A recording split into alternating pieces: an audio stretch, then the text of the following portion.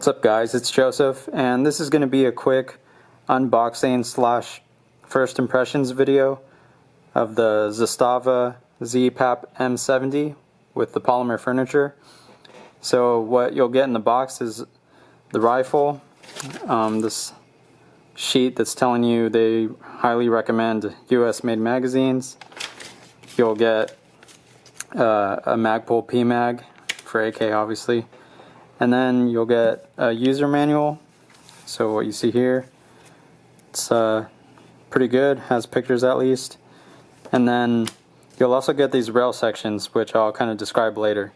I'll kind of go over some of the things that make this rifle more unique, and then just take another look around the whole rifle. So first, this comes with a cold hammer forged chrome lined barrel, and that chrome lining is going to make the barrel last a bit longer than a non-chrome lined barrel. You're going to have a modular hand grip from Hogue. So what you can do is you can pop out these things. Well, first remove the lower hand guard, pop out these little pieces of rubberized material, and then this one would sit on the bottom. So you can mount something like, for example, a BCM CAG on there, or on the sides for mounting like lights. So this would go like about here, this one would go about here, and so that's pretty cool. If the rifle comes with the Archangel adjustable buttstock, and so on this rifle you can adjust the length. So this is actually at the shortest, and this is where it fits me well, but you just like squeeze here and then you can pull it back. So if you want a longer length of pull, here is like a cheek riser. This is where it fits me. But then you could just push this button, lower it a bit more if you have a longer face, or you can even, I guess that would be the highest that you could go, but it's not locked in. Yeah, I guess that's about as high as you can go on there, and that's if you have like a tall red dot or something like that. The stock also has 4 QD mounts, so one here, and then 2 on the other side. Another feature of the M70 is a 1.5mm receiver, which is going to give a bit more strength to the receiver, but it's also going to make the whole rifle a little bit heavier. So this rifle is about half a pound heavier than my Arsenal SLR107, and that's just enough for me to be able to tell the difference. And my Arsenal even has a red dot on it, and this still feels a little bit heavier. Another feature of this rifle is going to be the notch safety. So the safety is pretty stiff out of the box, so it's not so easy to do. And I guess all you would have to do is just like take off the dust cover and bend the safety out a little bit to make it easier. But what that notch in the safety is for is holding the bolt carrier back in case like your range requires you to have an open action. The spring lock button here is going to help you with disassembly. You can use this button to lock the spring forward. So if you push the button, push this forward all the way, and then release the button, there's no tension, or there's no pressure on the dust cover, so the dust cover comes right off. That makes it a good bit easier when you're reassembling. You're just going to put this in. Actually, let me take this out and then show you the inside real quick. This is down.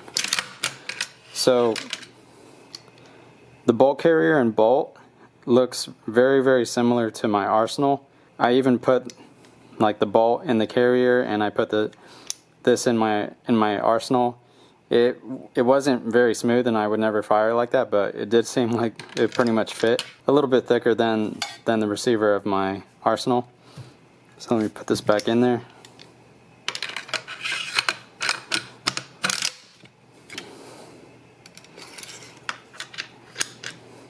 So this is in front of the button, so then the dust cover just drops right on top. And then if you push the button, you saw the spring comes out to where it should be. Let's go ahead and ghost the trigger. So this is pulling for me or on my Timney trigger gauge at 4.5 pounds pretty consistently. And so here I'm pulling, and then there's a break. kind of a gritty start. This is like a brand new, hasn't been fired.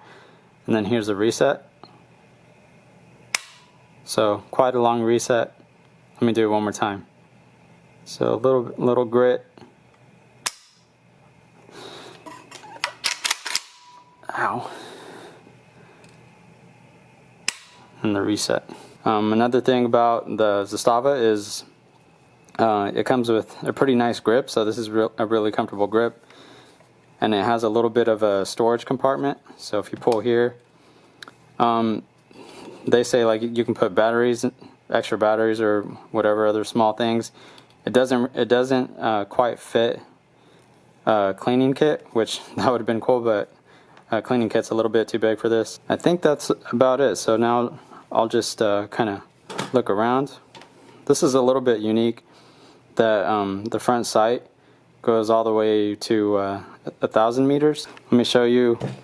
It does also fit, so this is one of my own P-mags that has the metal catch on it. And then I also did like modify a bolt hold up and follower.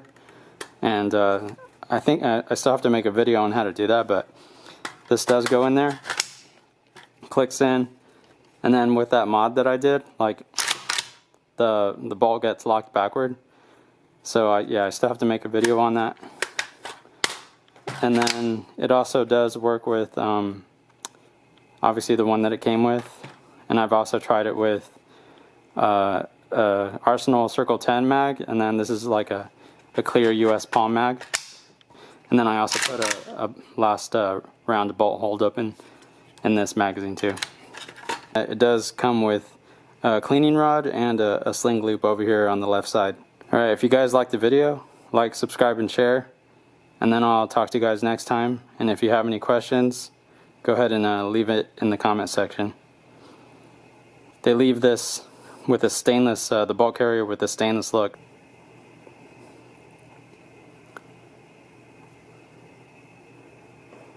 And then I forgot to mention, it does come with this pretty thick rubber recoil pad, which is so wide that it seems like it would reduce the recoil, or the felt recoil, a good bit. So that's pretty cool.